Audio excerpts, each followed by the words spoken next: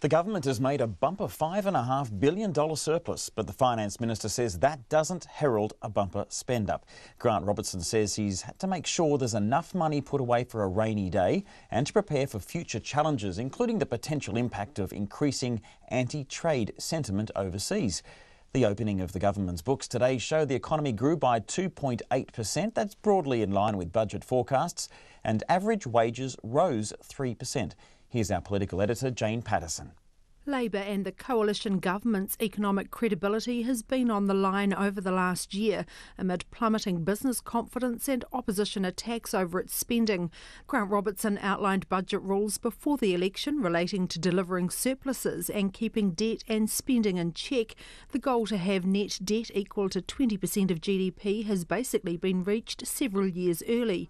But he says the large surplus will come down quite a bit once big spending plans in the likes of health, education and transport start to kick in. It is a good result, but I do want to remind people that one of the key drivers of this was timing issues with regard to expenses, and these will reverse out into the 2018-19 year. Both primary and secondary teachers are considering strike action, saying their current offers are not enough to improve pay and address workloads.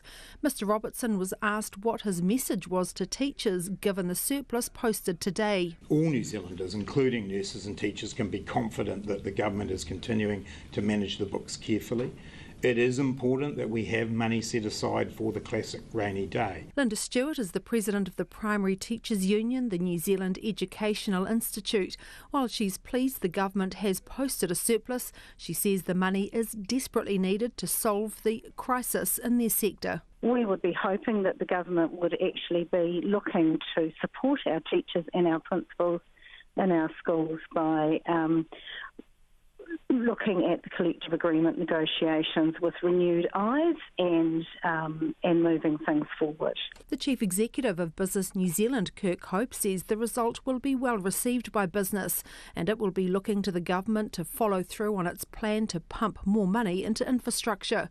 One reason for the larger surplus is more corporate tax, driven by higher profits across large and small businesses.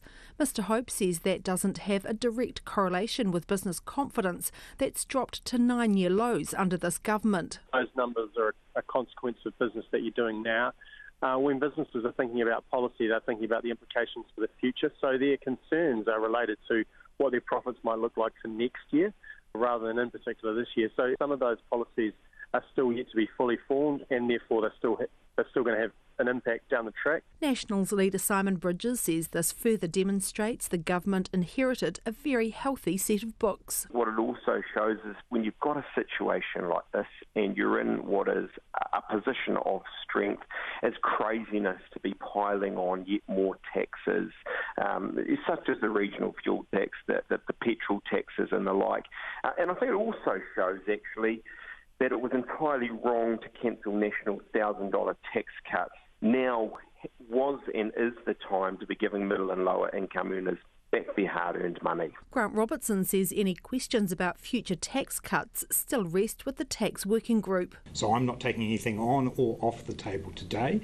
I'm saying that we are asking the tax working group to provide us with an option that gives us a better balanced tax system, and the outcome of that will be known in February. From Parliament for Checkpoint, Jane Patterson.